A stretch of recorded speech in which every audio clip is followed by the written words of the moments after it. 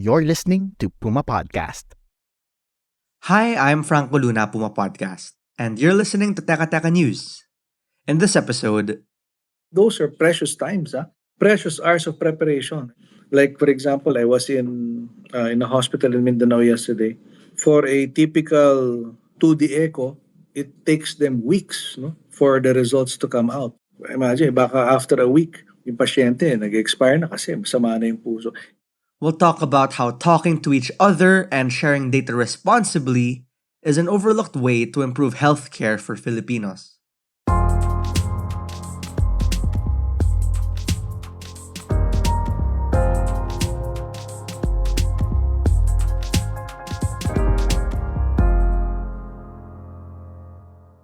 Last year, we talked to Dr. Jonas Del Rosario on another Puma Podcast show, A Better Normal. Dr. Del Rosario is the spokesperson of the Philippine General Hospital. Here, he recalled an important project they embarked on during the surge brought by the Delta variant of the COVID pandemic. PGH had already allocated almost 400 beds to COVID-19 patients. Pero kulang pa rin. We knew that still a lot of patients were not being served. Obviously, a lot of our kababayans cannot afford going to the private hospitals, no? So that's when Telegabay came in. I had this talk with the director and I said, look, we had to do something. When other hospitals are offering now teleconsultation, initially nga parang Viber call or texting through initially from our, what we call, we have a PGH command center.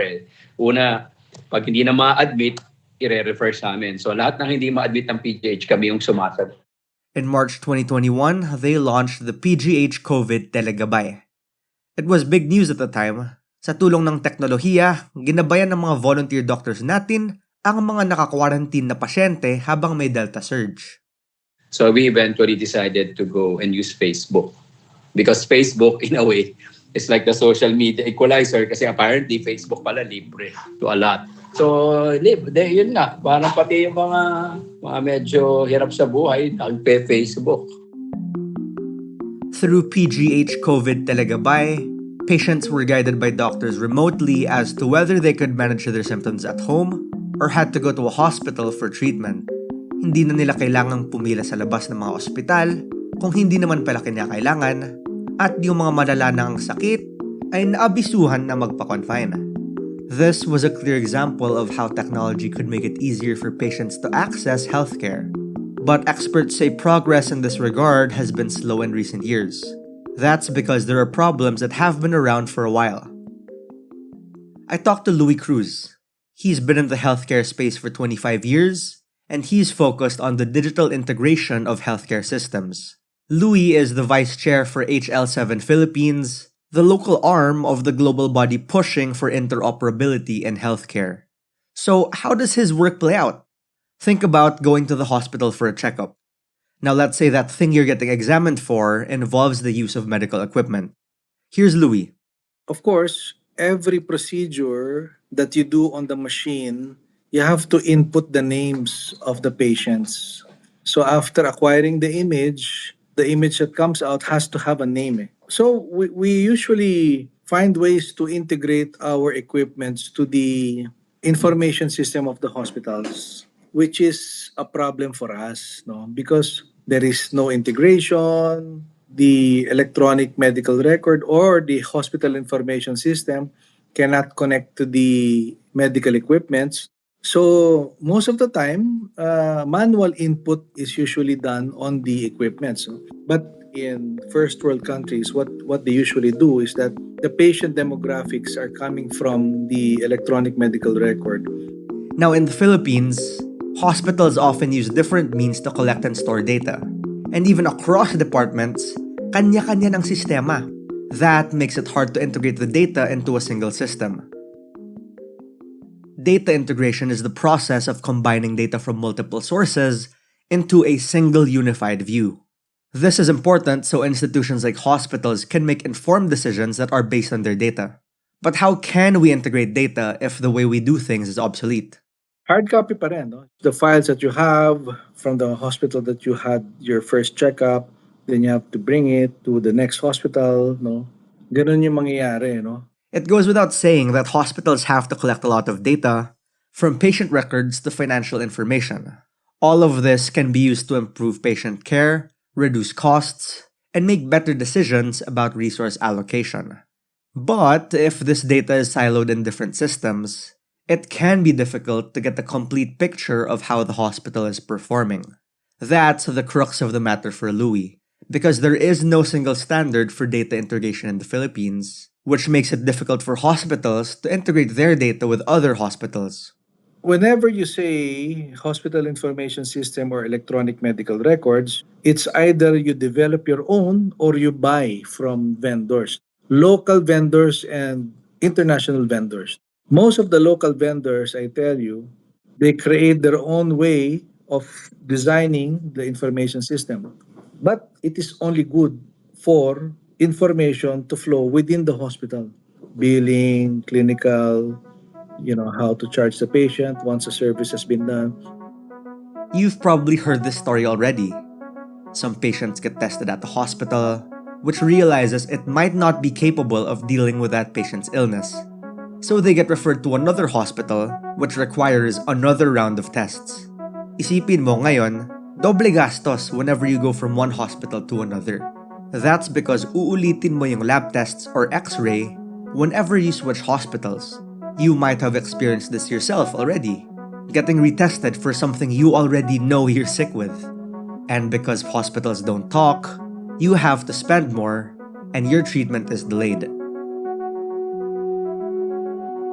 Experts at the American nonprofit the National Academy of Medicine, better known at the time as the Institute of Medicine, actually estimated in the early 2000s that as many as 98,000 people die in any given year from preventable medical errors in hospitals.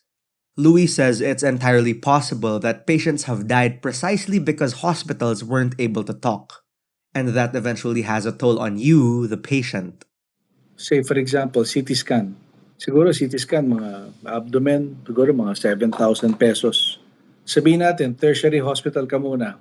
So 7,000, skinan ka, and then urgently you have to be rushed, or maybe after a few days you have to be rushed to an apex hospital for higher level of surgery, probably laparoscopy procedure. Now you have to pay another 7,000 probably in the apex hospital just to get another snapshot of where the cause of your pain, before before they go for open surgery or minimally invasive surgery. So that's an example of a CT scan case from a tertiary to an apex hospital, which is probably a few hundreds of kilometers probably away. And as we know, hospital data contains sensitive patient information. It's important to ensure that this data is protected when it's integrated into a single system. That makes the idea of interoperability much more complicated. Sa ngayon, wala masyadong kakayahan ang iba't ibang computer systems natin sa medisina na mag-usap-usap at magkasundo. Kapag mayroong interoperability, madali nang ma-access at ma-share ang mga mahahalagang impormasyon tungkol sa kalusugan ng isang tao sa iba't ibang ospital, klinika o healthcare provider. Kumbaga, parang nagkakaroon tayo ng isang malawakang reference ng medical records at information na pwede nating i-check kahit saan para mas mapadali ang healthcare system natin. Imagine mo kung may pasyenteng galing sa liblib na lugar. Natural, pupunta siya sa ospital na pinakamalapit sa kanya. Doon papagawan sa kanya ng kung ano-anong tests at kapag may resulta na, saka lang siya i-refer sa ospital na may espesyalista. Pagdating sa pangalawang hospital na kaya na siyang bigyan ng treatment na kailangan niya, kailangan niyang ulitin ang mga test na pinagawa sa kanya dati kasi nga walang interoperability. At sabi ni Louie, nakita din natin ang problemang ito noong pandemic. The ideal approach is that the patient, it should be well communicated to the majority, to the community, that every time you feel something, you go first to the primary clinic or hospital. Remember during the COVID days, no? Everybody went to PGH. Everybody went to Vicente Soto in Cebu. Everybody went to Southern Philippines Medical Center. And pagdating mo doon, inuubo ka lang pala. It's not COVID after all. Pero in the minds of people, doon tayo. Eh di, what happened? You know, wala namang tao sa prime. Meron tao, pero not much. Pero bugbog yung mga malalaking ospital natin, di ba? Di ba? You saw cracks, you know, and a lot of nurses left because of that experience. Pero if we are able to navigate the patients properly, primary muna. Masa-stratify mo, mafi-filter mo rin yung patients based on their needs. We're pausing for a quick break now. When we return, we'll tell you about how to get our hospitals talking again.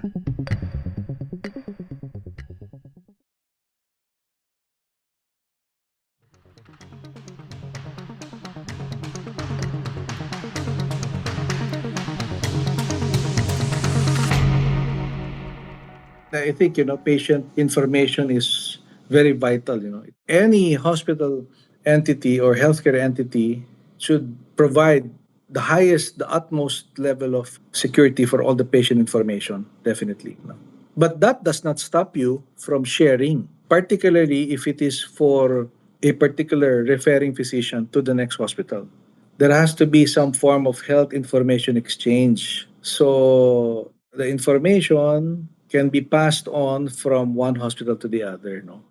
Again, that was Louie Cruz, the Vice Chair for HL7 Philippines. Let's imagine an ideal scenario now where hospitals do share data. In that case, a patient from a rural area could go to a primary care clinic for a routine checkup. The doctor at the primary care clinic could then access the patient's medical records from previous hospitals, including any specialist consultations or tests that have been done. This would give the doctor a more complete picture of the patient's health and allow them to provide better care. If you're able to imagine having the medical patient's information available to all the different strata of healthcare, imagine, parating pa lang yung pasyente sa surgery sa tertiary hospital o sa apex hospital, alam na nila kung anong gagawin, di ba? Nakita na nila yung history habang binabiyahe yung pasyente dun. By integrating data from different systems, doctors and nurses can get a more complete view of their patient's medical history. This can help them to make better decisions about treatment and care. Louie says genuine data integration can help hospitals to identify and eliminate waste. For example, by tracking how often different tests are ordered, hospitals can identify cases where tests are being ordered unnecessarily. Interoperability with the help of IT can help hospitals to make better decisions about resource allocation. For example, by tracking how many patients are using different services, hospitals can identify areas where they need to add or reduce resources. This helps us in a pandemic too. Just imagine, a public health official could track trends in diseases and injuries across the country, and that information could be used to identify areas where interventions are needed to improve the health of the population. But to get there, individual hospitals will have to agree on one standard. There is a way to make systems talk. There has to be a body that will police the healthcare system so everyone will adhere to some form of health information exchange. It has to be the government. Kapag sinabi ng gobyerno, mag-interoperate kayo based on this particular standard, susunod lahat yan.